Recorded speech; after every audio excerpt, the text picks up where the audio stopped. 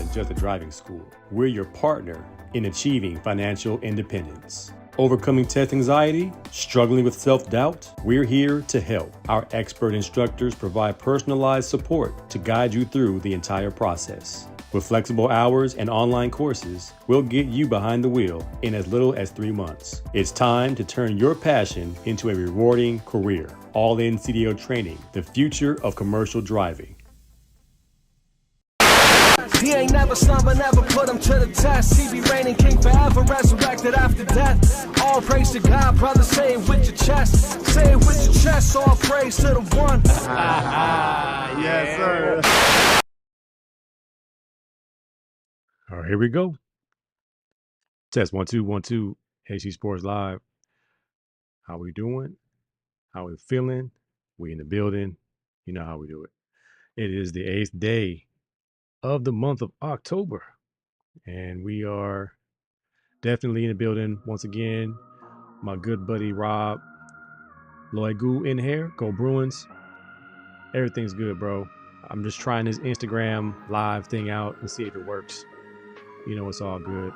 AC2 Alexander Cobbs is in here, and the 4-1 San Jose State Spartans are in the building.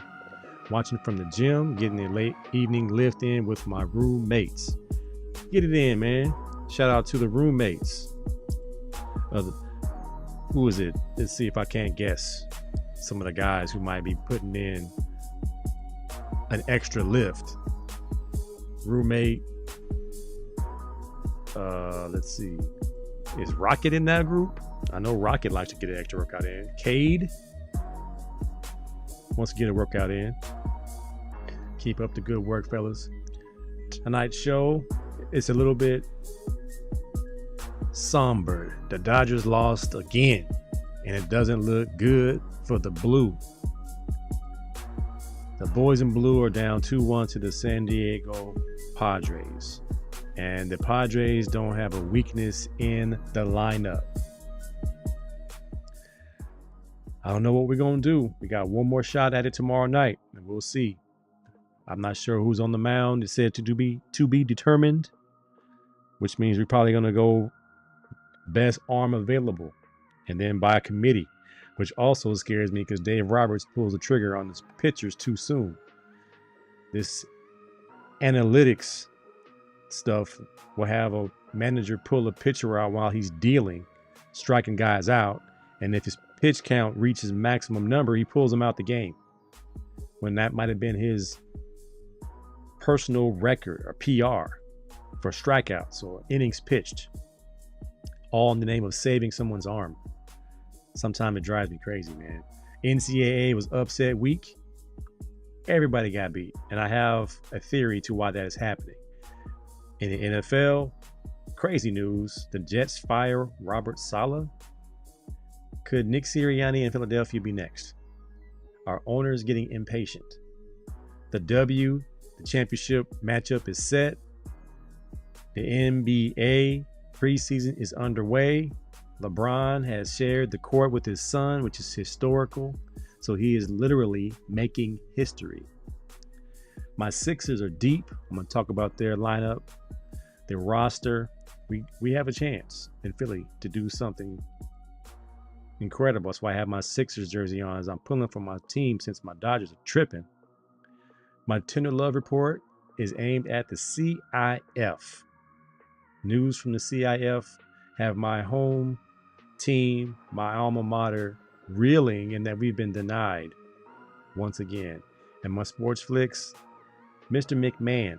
I'm going to touch on it briefly, get you to watch it. And the evolution of the black quarterback, hosted by Michael Vick, was an awesome documentary. I'll talk about that briefly. I won't spoil it for you. AC2 said it is Cade and comma, not Rocket. All right, guys. Youngsters getting it in. I like it. The con man is in here. What's up, my good brother? The man, the myth, the legend, the con man. Wide receiver 1, Reggie Ward, is in here. What's up, my brother? Good to see you. All these guys are worth the follow too. Check them out on Instagram. This is our first time successfully streaming to Instagram, so we'll see how it goes. comment says, we're going to have a talk NBA.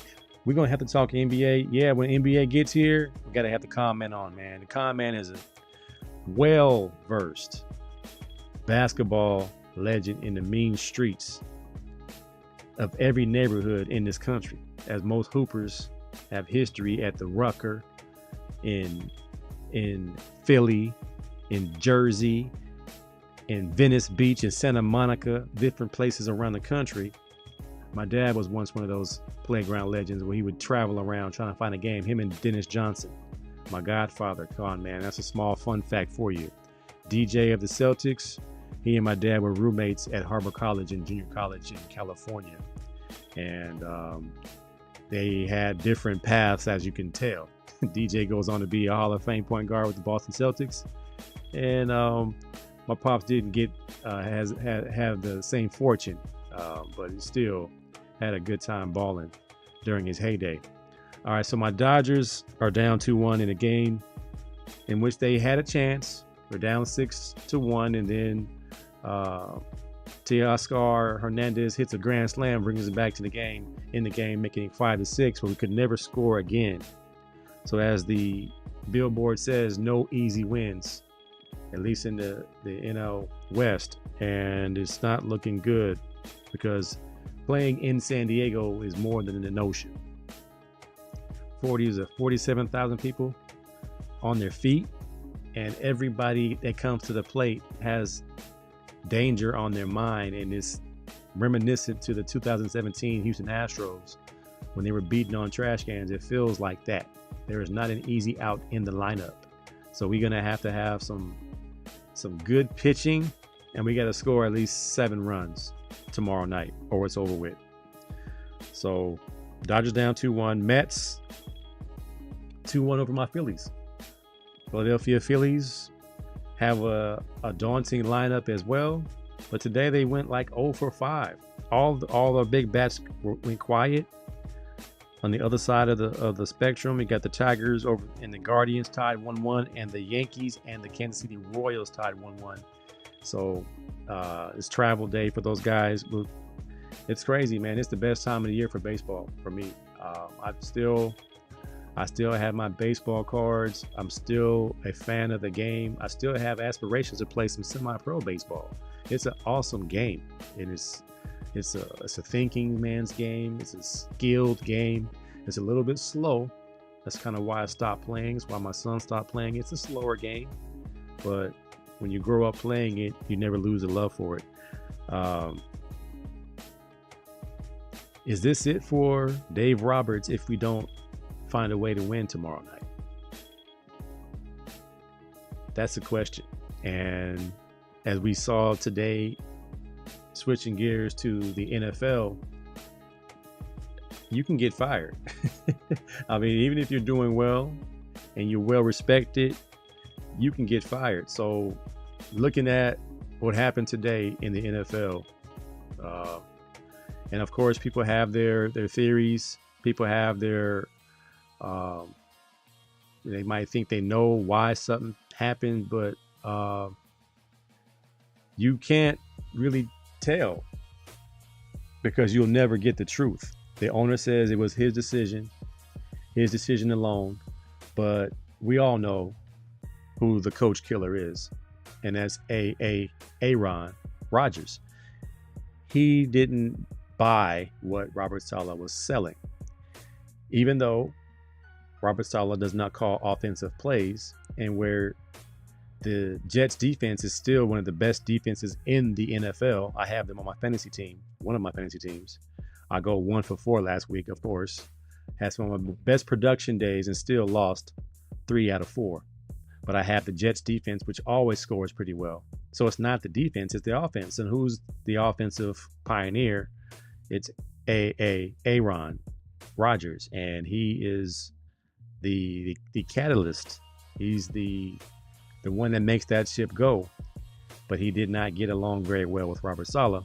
So when things aren't going well and you lose a game you should win, something has to give. Why now? And the Jets are only 2-2. Very, very interesting. But I am pretty sure this one came straight from the top, straight to your number one ticket draw, which is Aaron Rodgers. And they made a decision. And the owner says, I'll take this one. Don't worry about it. And now what you going to do?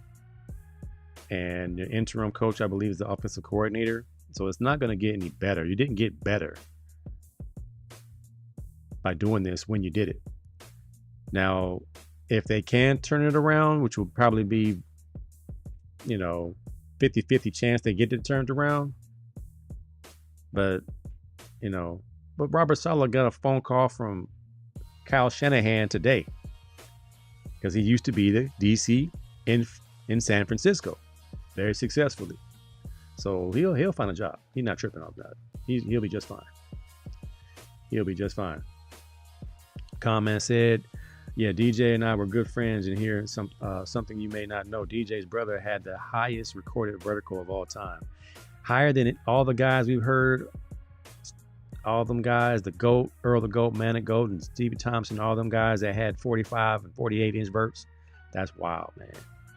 Them guys jump so high, their knees hurt on the way down. That's high. Rob said, Rob checking in. I thought you checked in earlier. Oh, you checked in from Facebook. So we're broadcasting live from Facebook, YouTube. We're not on Twitter right now because they have some kind of crazy stream key stuff going on. Not on LinkedIn tonight. They blocked it for some reason, but we are on Instagram for the first time in a while. They changed their, setup situation, so it worked out. We're live on Instagram, so glad you can pop in, Big Rob. I'm trying to get to a UCLA game at some point, maybe this week. My son plays on the road at Colorado State, so we won't be making that game. So I might be in the house for the Bruins. I think me and the guys from the class of '97. We're going to come to maybe the Iowa game. We're thinking about the SC game possibly. I think San Jose State plays on a couple of Fridays at that time in the season. So we'll take a look. I'm going to keep you posted, man. Love to see you at a game. My main man, Cool, in here. Where you at, Cool? You in North Carolina these days? Man, it's after midnight back there, brother. Get some sleep. Jay Dallas in the building. Dodgers need better pitching. Roberts isn't the problem. That's always the situation. Guess who's pitching next year? Shohei Gotane, the GOAT, will be pitching next year. The Mushroom Man says cool. Mike Staff says, I don't like it. I don't like it at not one bit. Do you know the Mushroom Man? Yes, you know the Mushroom Man. He looks like the what was the king in 300? What's that king's name? Xerxes? He looks like him. The legendary bartender is here, Coach Curtis Eifert. What's up, sir? The DC took over, not the OC. The DC, Robert Saleh wasn't the DC. Hackett is the OC, and he sucked as a head coach in Denver. Yeah, it's not going to get better in the New York Jets. They thought the Jets was going to be a Super Bowl contender. Come on, man. Appreciate that comment. Let me know when your show's on, man. I know the comment show's coming soon. If it's not already rolling, I saw him promoting it. I saw him hitting some jump shots. Never loses that jump shot. Sleep. Only when I pass out. Yeah, what is sleep? What is that? All right, man. So the NFL had a huge story come down the pipeline. And my Eagles, as Eagles fans always do, we got to find somebody to blame for us not being undefeated. So majority of people who don't know football are going for Jalen Hurts' neck. And they think it's simply him. When it's more than just Jalen Hurts. It's more than just Siriani. And I know Kuma Kane touched on this on the Eagles Elite podcast.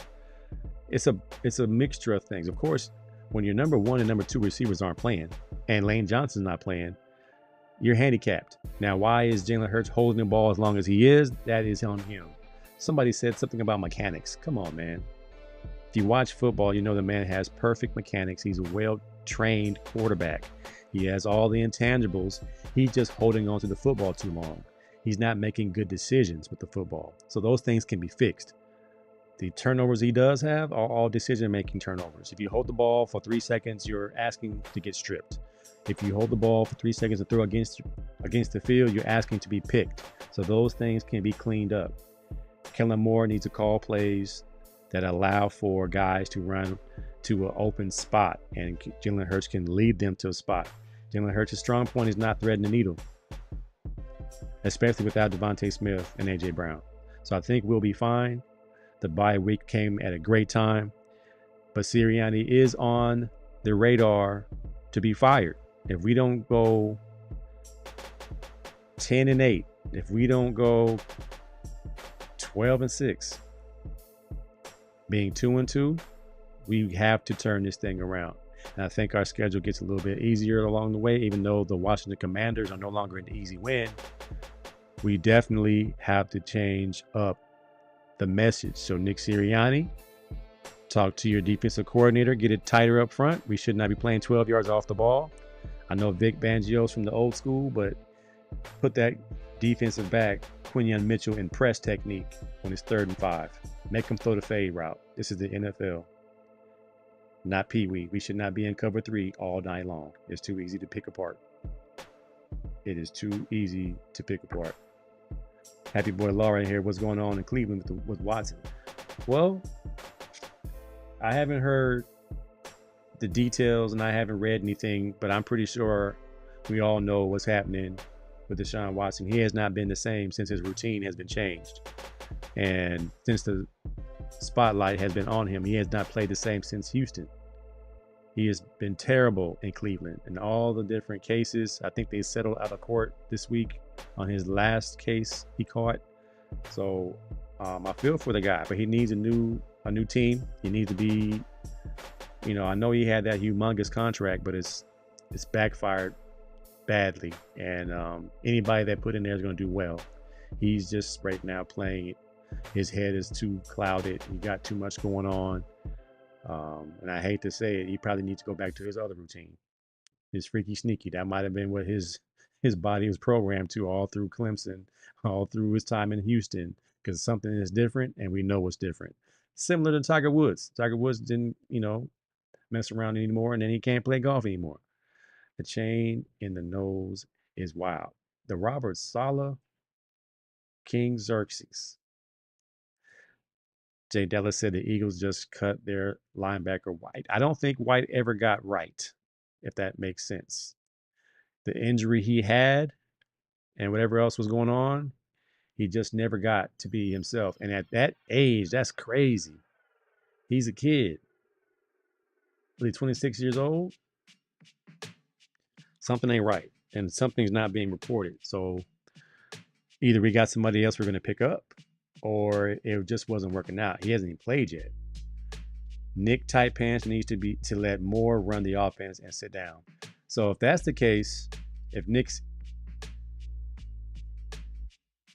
trying to jump in there, the personality of the offense is a during the week thing. I want to be aggressive on these types of situations and let that man call plays. Now, if it's a 4th and 1, Nick can look over and say, let's do it. 4th and 2, 4th and 3, Nick can make that decision whether to punt it or go for it. If you're going to be aggressive, be aggressive. But as far as the play calling and preparing the team for the upcoming matchup, that's Kellen Moore's job. That's why he gets paid the big bucks. I'm trying, cool. It's a football season. It's not a one-game tournament. You got to set your team up for long-term success. What's the identity going to be? Are we going to run the football or are we going to throw the football? No quarterback change until next week in Cleveland. One more week for Deshaun Watson. It's freaky sneaky. Sweet Brother Noomsy said, I don't know what they are doing with Watson. He's like over $70 million of dead cap next season. It's that bad. If they decide to let him walk with $70 million, that's bad. That means it's just can't fix it. It's really bad, man. So it's tough. Again, man, I think my son's coach, Coach Ken in San Jose State, said it best.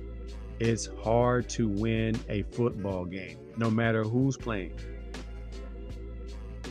And to talking about how hard it is to win a football game, did you see the number of upsets this weekend in college football?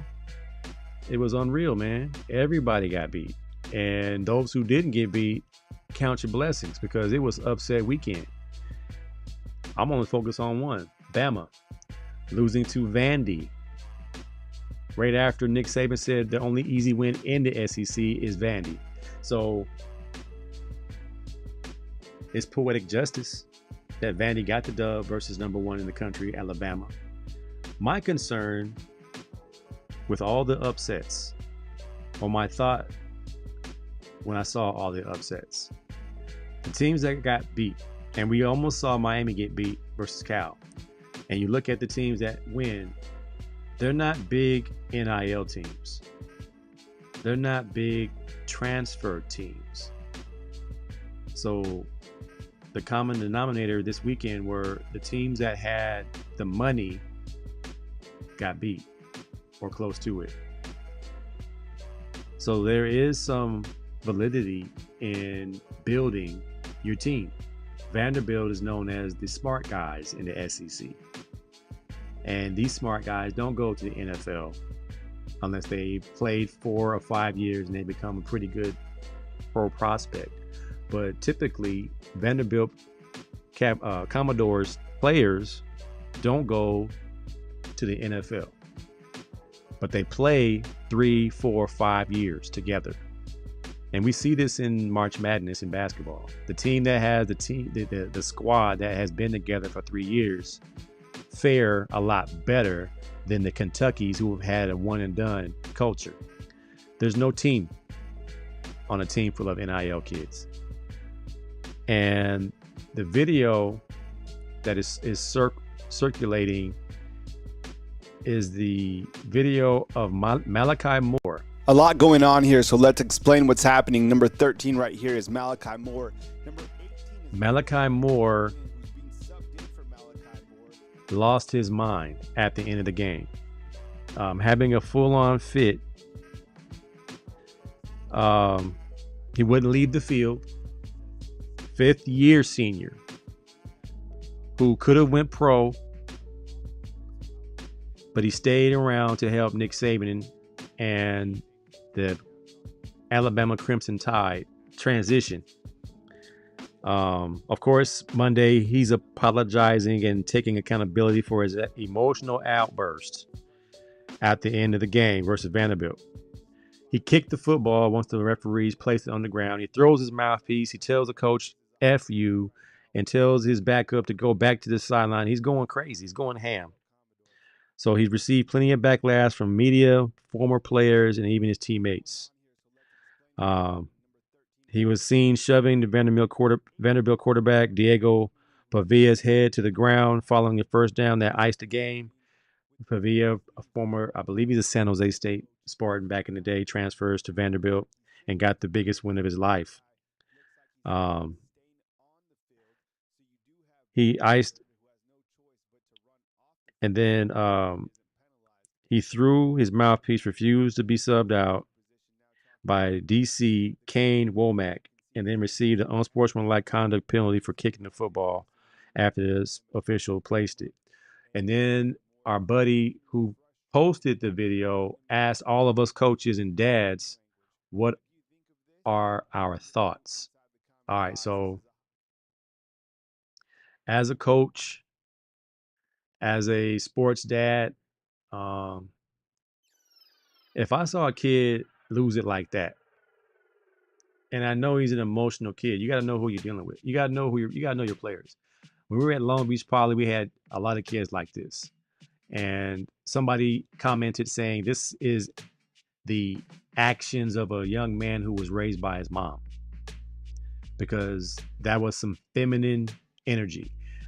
I don't know if I'll go that far. I will say he needs to be suspended. Something needs to happen. I don't know if he misses a game. Does he miss a half? But you're not going to curse me out as your coach and expect nothing to happen because now you've calmed down. Now you want to apologize. Nah, I have to I have to foster a locker room and I have to raise kids to be young men. If I act like this at my job, I get fired. He's a 5th-year senior, meaning he's probably not a 1st or 2nd or 3rd round pick. He'll make the NFL. But if you have this type of emotional disorder, and this is a disorder where you cannot rationalize and calm down because you're losing, like the game is already over and you can't calm yourself to the point where you don't cost your team 15 more yards and cause your family embarrassment. You just hurt your draft stock by acting like that. So you think about long term, and I love emotion. I love guys being passionate. I love the CJ Garner Johnson type guys who are always going 100%, always got something to say and play really hard. But when you get beat for a few touchdowns and you didn't play perfect, you got to look yourself in the mirror and be like, man, I need to play better. When you act like that, you're blaming somebody else. You're going off on your team. You're mad that you guys are losing. But did you give up 2 touchdowns? From what I saw, you was getting beat. So some of that anger needs to be pointed at your own play. Watch the film and get better. Cool said maybe his wife should get wigs and create characters to help him get. Oh, you talking? Oh. I don't think Deshaun Watson got a wife. He's had masseuses. Masseuses. AT3 said Alabama should not have been number 1 going into last weekend anyway. Well, they did beat Georgia. So rankings are just rankings. They add to the spectacle of the games. So now that Vandy's beaten number 1, isn't it more satisfying for the student body to rush the field? We just beat number 1 in the country. Moore had a complete meltdown. Yeah. Not the San Jose State quarterback, but New Mexico State quarterback. Got you. Thank you, AC2. I appreciate the error and omission catch. But he did well, and they beat Bama. He could tell his grandkids, we beat Bama. Pancho Perry in here. Chef Perry, Coach Perry, depends on what day of the week it is. I'm late, but I'm in this piece. I appreciate that. Rubio's in here, the Rubio Method, decades host, and the best long snapping coach in the world. Can you say that? Can you make that distinction that you're the best in the world at something? Find your niche. This guy did it. As Michael Jackson said, look at the man in the mirror. Did you play well? Nah, man.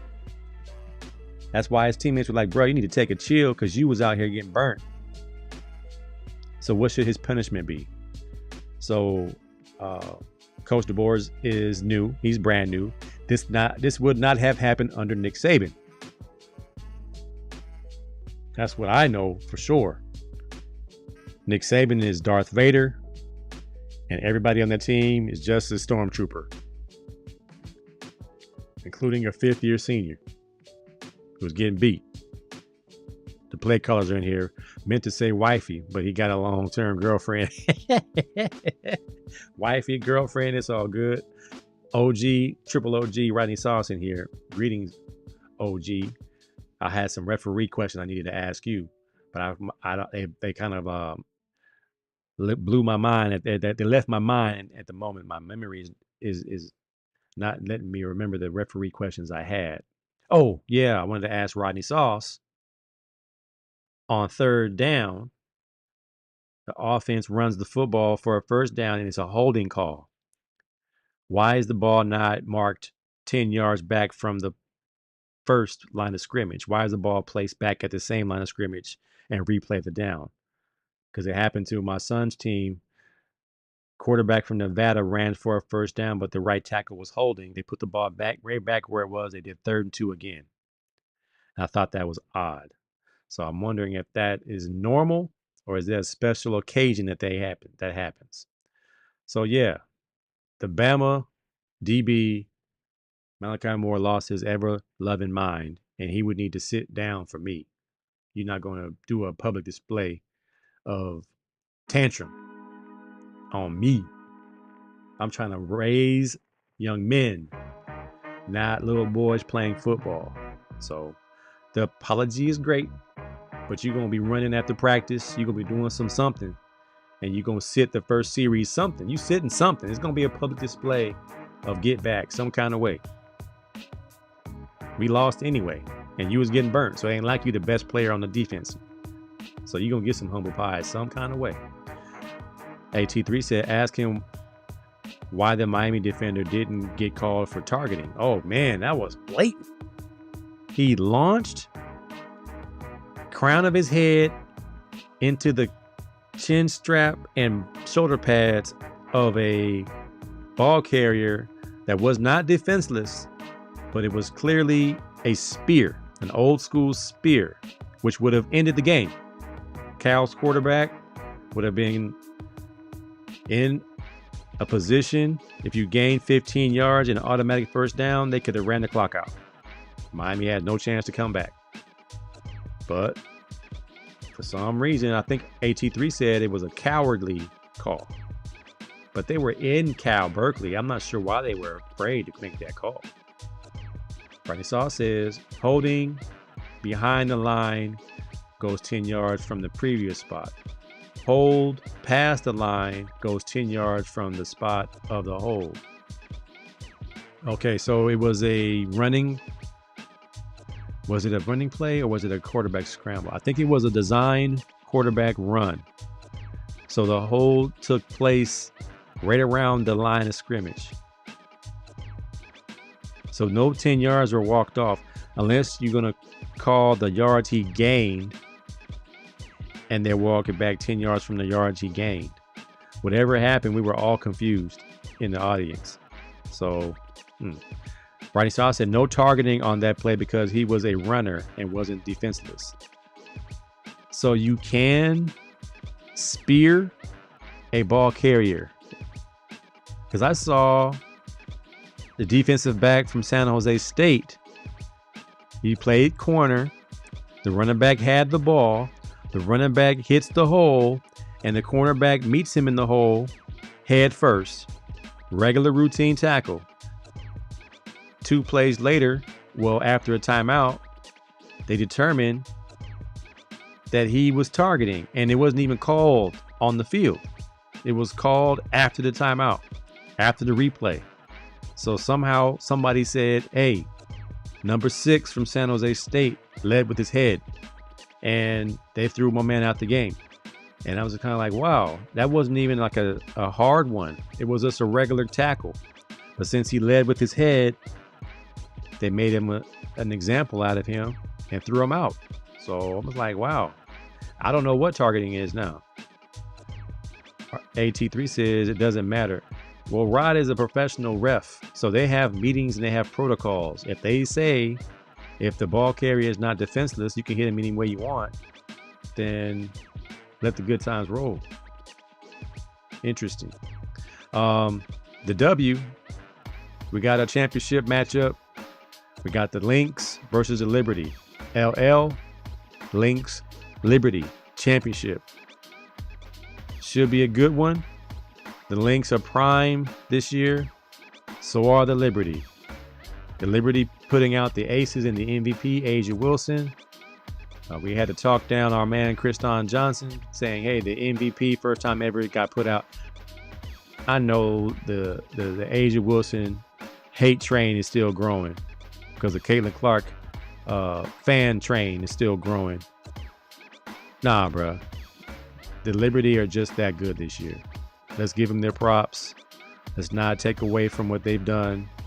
The Aces have won 2 in a row. It's almost impossible to win 3 back-to-back in basketball unless you are that dynasty. So I'm not going to chill on that. I'm going to go ahead and chalk up that this is going to be a great championship series between the Lynx and the Liberty. I'm going to go Liberty on this one. I'm going with Stewie and Sabrina. And I'm going to put $2 bet that the Liberty bring home the championship. Bron and Bronny make their debut. It's incredible, man. And I'm happy for Bron and Bronny. I guess I'm more happy for Bron because this is his dream, not Bronny's dream. I don't think that's Bronny's dream. But this was funny. Somebody asked LeBron, what communications will you and Bronny have on the court? And he said, well, he can't call me dad in the workplace. He could call me Bron. He could call me 23. He can even call me GOAT. He just can't call me dad. I thought that was pretty cool. Then I saw Deion Sanders wanted to get in on this. He said, hey, if Bron can do it, I'm going to do it. Of course, Chad Ochocinco said, you can't do it. You got 8 toes. You can't do it with 8 toes. You can't do it with 8 toes, man. 8 toes down. You need 10. Prime, you can't pass the physical. That ship is sailed, brother. You old. Prime said, I'm coming back to play with my sons. This is historical. I give this man his flowers now. This speaks to fatherhood, excellence, and longevity. Yeah, but you better not try to go back out there and play no football, Deion. Basketball is one thing. You better leave that alone. Basketball is a total different beast. Now, this was the context of the post that Bronny made that my success is not because of my dad. And I had a take on that one, the context of it.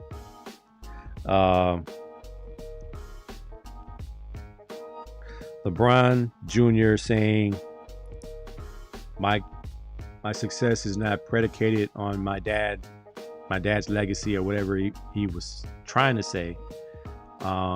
That's not all true. Like some statements can be true and false at the same time. I think LeBron Jr.'s success is totally predicated on his last name. I watched LeBron James Jr. play basketball in high school, and he is a very good looking prospect. However, I've seen very good looking prospects have to go D2 because basketball is a very political game. And if you're not 6'8" and jumping out the gym and scoring 25, 15, and 9 per night, you're not getting it in an NBA contract. You're going to the G League. You're going overseas. But instead, Bronny gets to skip the line. And he's going to be a good pro. That part is true. He will be successful without his dad. He won't play anything like his dad. But his dad got him past the line of playing junior college, of playing D2, of playing at a small school, and making it. He got to skip the line. He wasn't the man at USC. He was barely the man at Sierra Canyon. We saw guys who were 3 times better than him at Sierra Canyon and struggling. For instance, Amari Bailey, who was the quintessential leader of that team for 3 years straight. He's in the G League, and now he's with the Brooklyn Nets. He was formerly with the Charlotte Hornets. Having a hard time making it. Whereas Bronny Jr. gets to skip that line, and he's going to be on the active roster come week 1 and probably stay there for a while, as long as LeBron wants him there. So his success will look a lot different than most rookies. So I believe the context of his career will always be connected to his dad. When his dad retires next year or so, It'll be on him to make his own way. Prayerfully, he becomes a good pro, a 3-and-D player who can shoot the 3 and play great defense. And I think he'll have a long career, but it definitely gets a start. He gets a good start. LeBron set his son up for success, and I'm not mad at it, but I am realistic in acknowledging how things work. Amen. Amen. Kurt said, targeting has many definitions. I think the intent to injure has to be the main thing, right? That's what we want to continue to limit the injuries. The Liberty's guard play and Breanna Stewart will be too much for Minnesota. We'll see. The Lynx are tough, super tough. But again, like you said, guard play will be huge. And Ionescu becomes such a bully, man. She's super strong too. That play didn't look good considering a runner could be called for the same thing. That's the only reason I can't think of why that call wasn't made after review. He definitely hit him in the ear hole. It's hard when it's bang bang, but this one was one-on-one and from the side. That's why I'm like, it was hard not to make that call. How do you not make that call? That one seemed pretty simple. So LeBron is making history literally, and we'll see how it goes once the real season starts. That's when the real record will be recorded, father-son playing in the same team. I don't know if preseason counts. Meanwhile, my 76ers are loaded. I got my black Sixers jersey on. They're going to bring them back this season.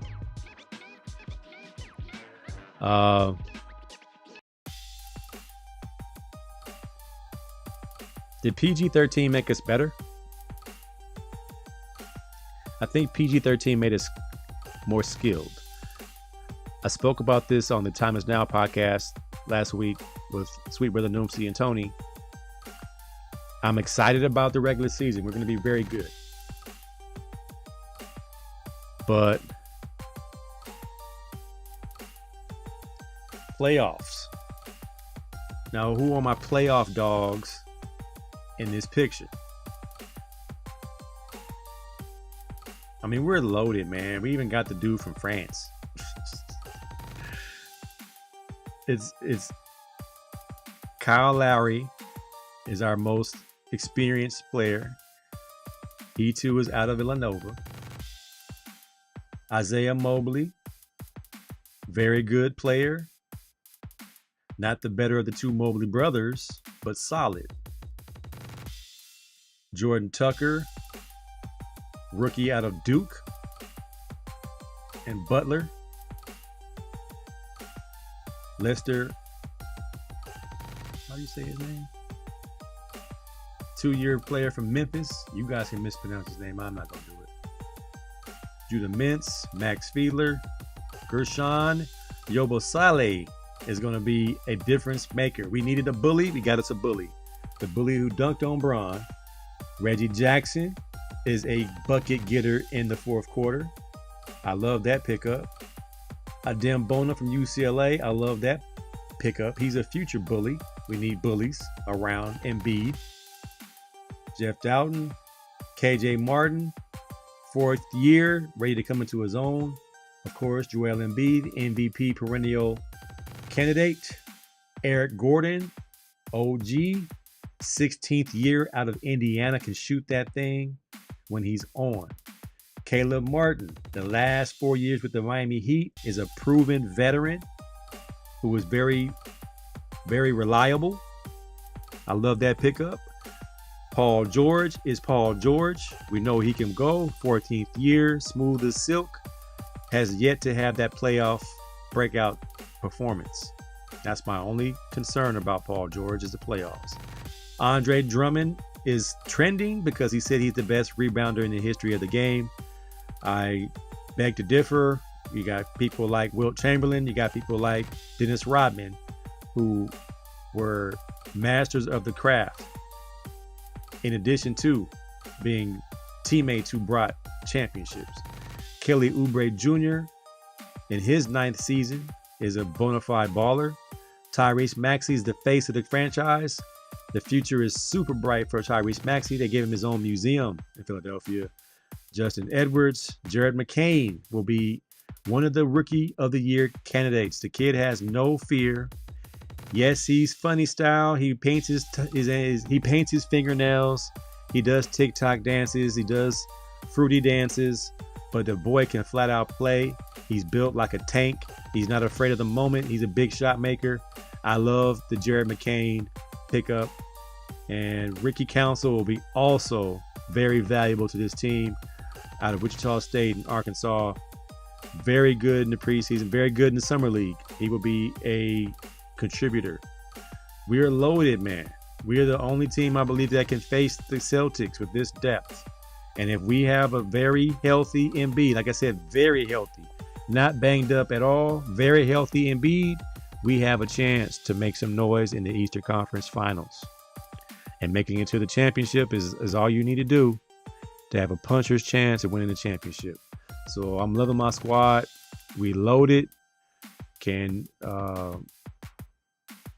Coach Nurse get these guys to play together?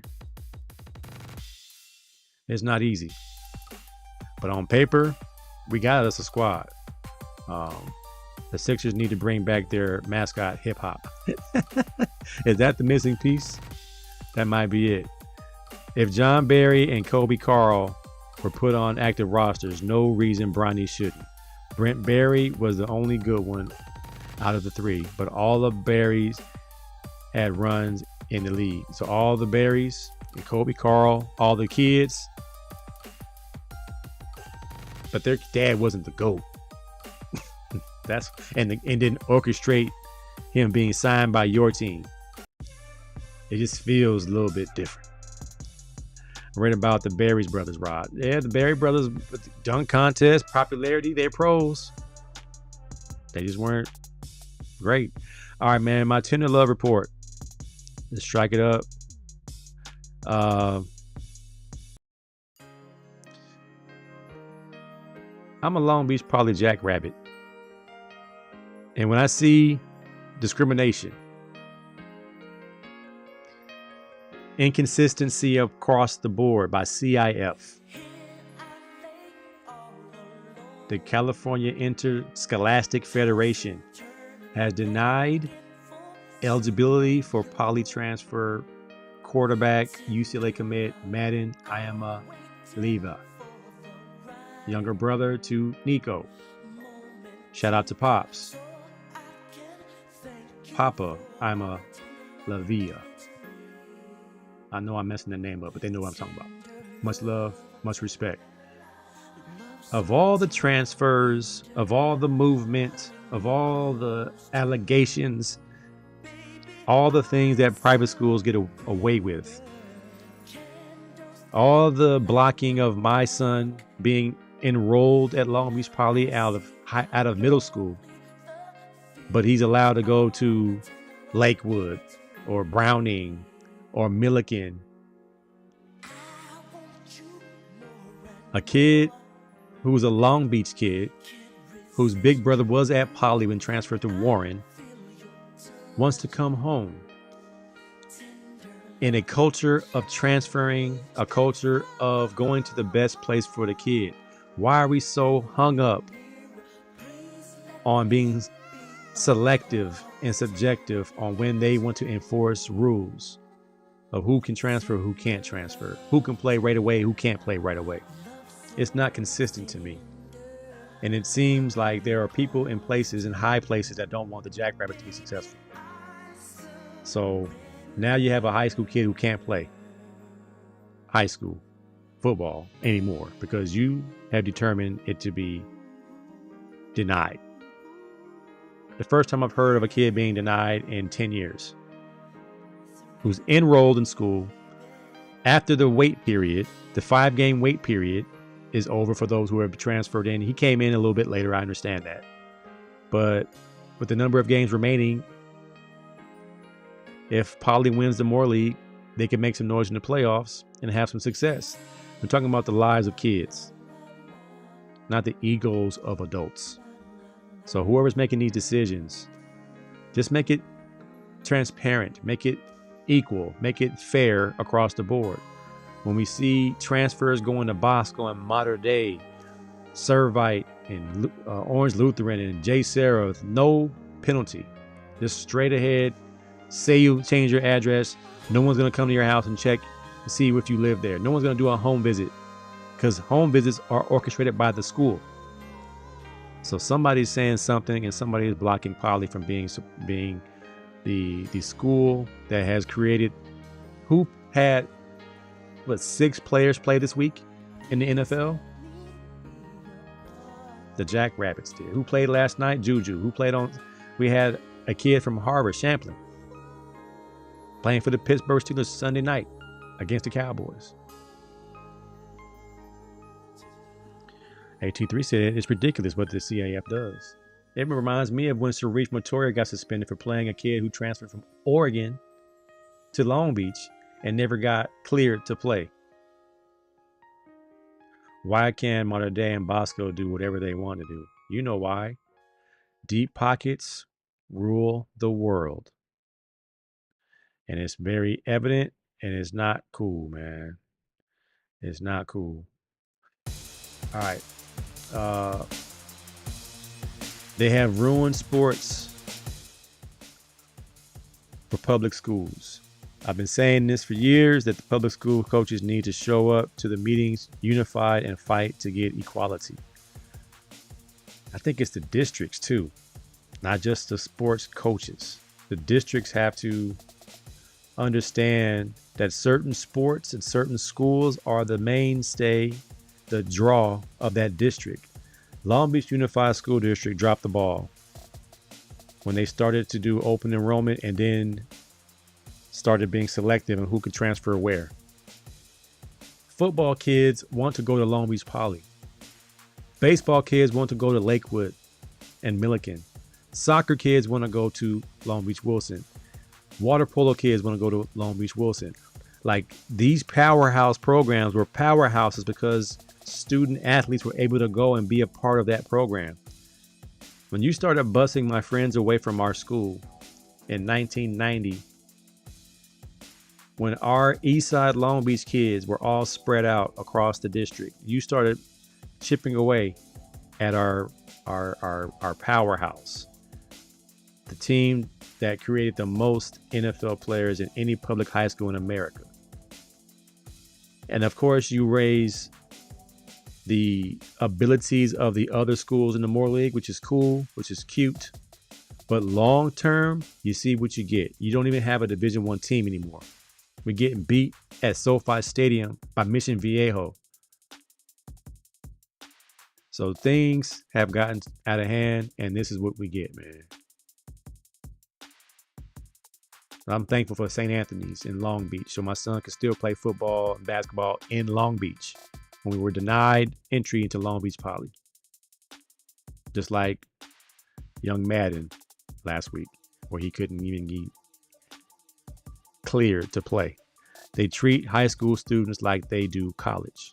Well, college, now, no sit-out period. You can play. No matter where you came from, no matter what situation, there used to be hardships and sit-out periods. Now guys are being cleared right away. We had to change addresses and wait 5 games. And even on top of that, they got something to say. Same year, Sharif's godson was ruled ineligible. Bobo transferred to Mater Dei. I remember that. And Mater Dei had Stanley Johnson, I believe, at that time.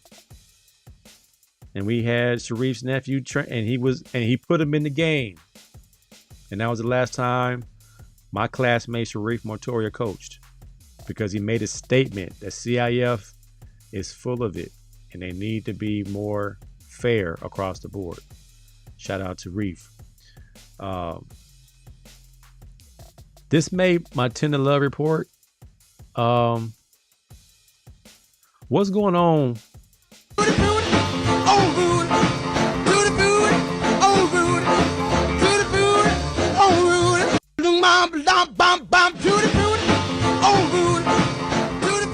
What? I'm a little bit, because last week Derrick Henry made it the Tender Love Report. This week is Deebo Samuel. I don't think the outfit is terrible, snug, and the purse, the switching, and the looking around. Yeah, it's not a good look, Deebo. I know you're a straight cat, but your fashion, man, your fashion presentation, bro, is tender love, man. Tender love. Watch yourself. In a Diddy society, this don't fly, my brother. I don't know, man. Deebo gonna have to answer some questions, man. Ross said, I haven't seen his godson since. He was getting recruited tough by Kentucky. But by them not allowing him to play, you know what I'm saying? Like long term, I think Madden and I think the other transfer they're going to be fine. We need Madden at UCLA like yesterday. But just the fact that they denied the kid a chance to play, it's kind of messed up, man. All right, so I got a couple of sports flicks before I get out of here. Mr. McMahon, if you like wrestling, Mr.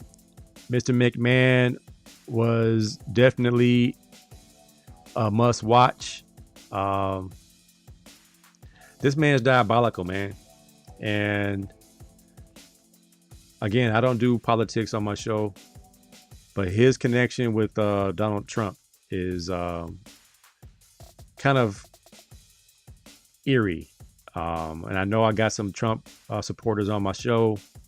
And you guys, trying to convince me why he's the better choice. But if you're best buds with Vince McMahon, I mean, this dude is diabolical, man. This dude right here will again, he's willing to sacrifice family members to be rich and famous and successful. It's business before family. It's business before friendship. It's business before anything. And he talks about it. And now he's got a bunch of cases pending, so he couldn't finish the documentary. But his trip to the top of wrestling and what he did to get to the top, man was relentless. The man was a go-getter. Man is the ultimate businessman. And he put himself out there to make sure he was successful. When he developed that Mr. McMahon character, he was not playing. He was serious about his business. I mean, he put his wife out there. He put his kids out there with some storylines that were medieval. And he was getting turned down by some of the ideas he had to make sure he was beating WCW. This man right here was wild. And like I said, he couldn't even finish the doc. He got so many cases pending with sexual misconduct, sexual abuse, the things that he was doing to his co-workers, not his co-workers, but the people that work for him. He's a pimp. I mean, he was sex trafficking these young girls. He was making them do things that they didn't want to do. If they didn't do what he said to do, that they was going to lose their job, similar to Puff Daddy in the P. Diddy scandal. He has the same cases as Trump as far as misconduct. I mean, these powerful guys are wild, man. And he talks about it. Of course, he belittles those accusations as he's been told to by his counsel. But his running of the WWE from the WWF, I mean, he masterminded that entire thing. He made Hulk Hogan. He made all them dudes. And all them dudes jumped ship. So it's crazy, but it definitely 6 parts. I was driving to San Jose to watch my son play, so I'm watching Mr. McMahon the first 3 episodes, watch the next 3 episodes when I got there. It's entertaining, never a dull moment, but very eye-opening. Must watch, man. It's on Netflix. It's a Netflix. He said he's leaving Diddy's. McMahon was wild, happy boy.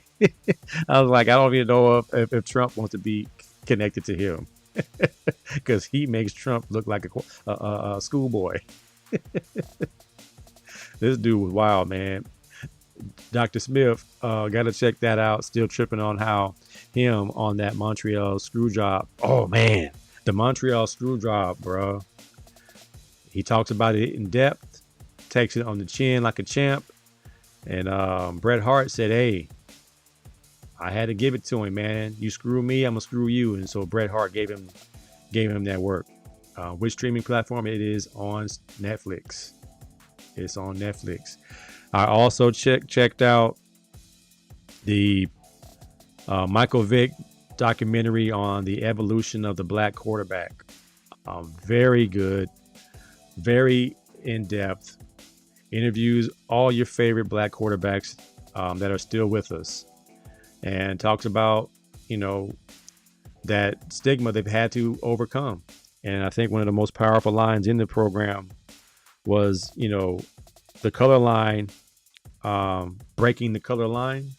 And the question was, what about the color line? Why was there one? And it was the inferiority complex that the owners and white coaches had, which was dispelled by the success of the black quarterbacks over the years. So that's on Amazon Prime. Very good doc. Michael Vick did a great job interviewing guys, and guys were comfortable. They even had, Steve Young on there, and they had Joe Gibbs on there talking about, as white guys, how they felt about the situation, that they thought it was unfair.